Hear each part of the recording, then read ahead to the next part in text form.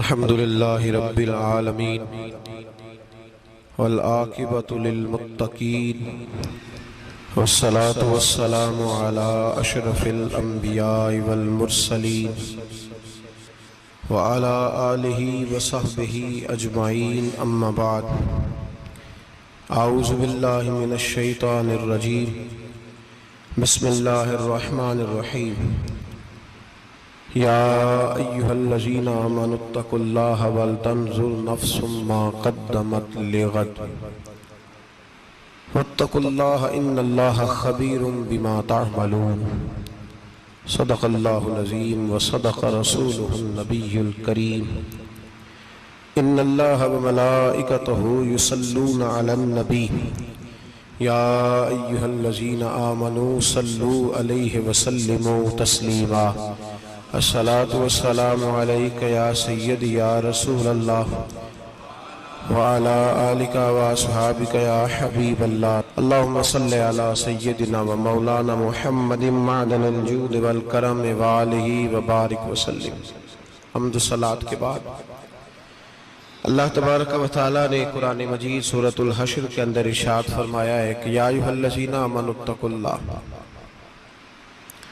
ए ईमान वालो अल्लाह से डरो। वल तंजुर नफ्सुम मा क़द्दमत लिग़द, हर आदमी ये सोच ले कि उसने अपने आगे क्या भेजा हुआ है, जो उसने आखिरत के लिए जमा कराया है वो क्या है, ये गौर कर ले वो। वत्तकुल्लाह, और फिर डर जाओ अल्लाह से। इन्नल्लाह ख़बीरुम बिमा तअमलून, फरमाया तुम जितने मर्जी पर्दे डालते फिरो, तुम्हारे रब को तुम्हारे तमाम कामों की खबर है, उसे पता है तुम क्या करते, वो जानता है। अजीज दोस्तों, बुजुर्गों और भाइयों, कुरान मजीद ने दो चीजों पर बड़ा जोर दिया है। एक अल्लाह को मानना, और अल्लाह को मानने का मतलब है नबी पाक को भी मानना।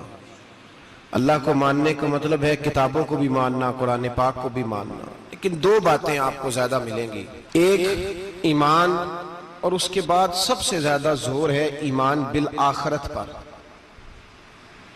आखिरत को मानो।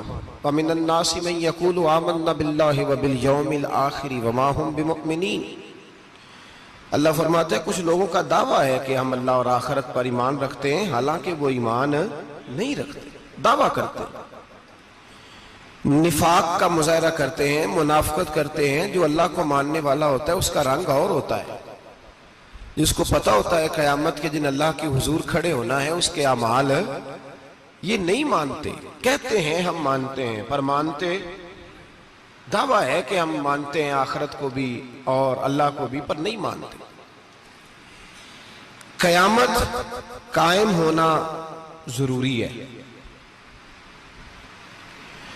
अगर वक़ूए क़यामत ना हो तो जालिम की तो मौजें लग गई, जाबिर तो मौज करेगा, फासिक और फाजिर तो कहेंगे दुनिया में भी हम अपने इक़्तिदार के जोर पर जीते रहे, आज भी हमें पूछने वाला कोई नहीं।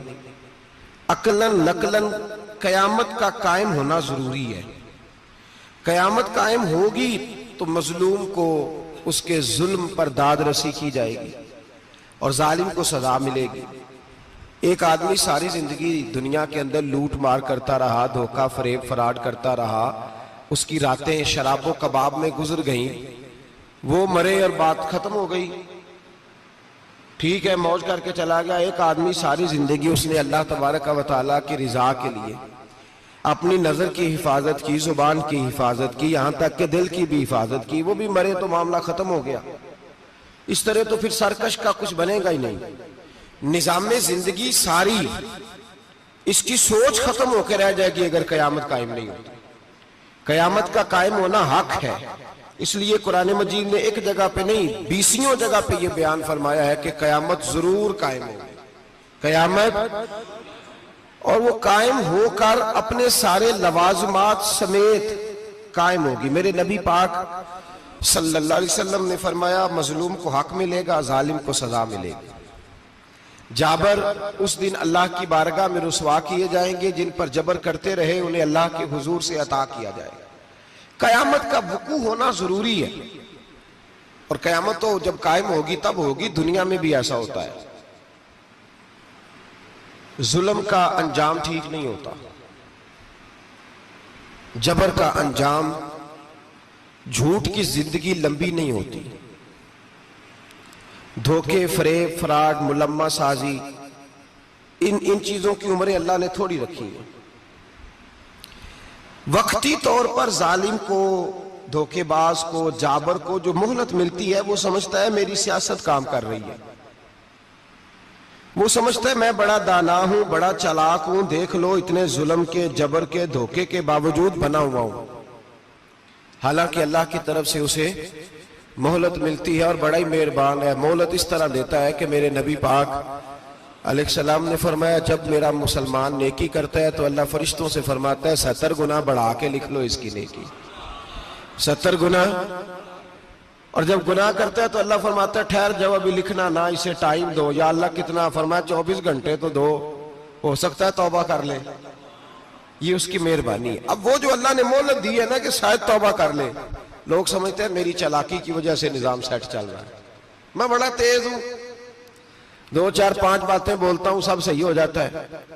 लोग उसको अपनी दानाई समझ लेते हैं, हालांकि वो अल्लाह की तरफ से। फिरौन ने कई 100 साल हुकूमत की और इस तरह उसने जुल्म किए कि लाखों और हजारों बच्चे कत्ल ही करा दिए। 12,000 औरतों के पेट में हमल था, उसने जाया ही करा दिया।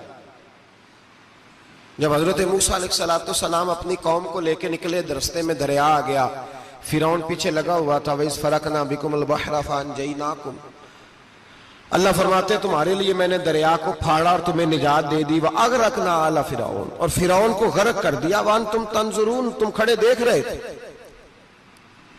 अब जब हजरत मूसा दरिया के किनारे पहुंचे तो फिरौन भी पीछे आया। फिरौन लोगों से कहा करता था कि मैं कहता हूं तो दरिया चलता है, मैं कहता हूं तो हवाएं आती है, मेरे हुक्म के पाबंद है सारे। जाग रहे हैं ना आप हजरात, गौर फरमाइएगा बात पर। दावा था उसका कि मैं कहता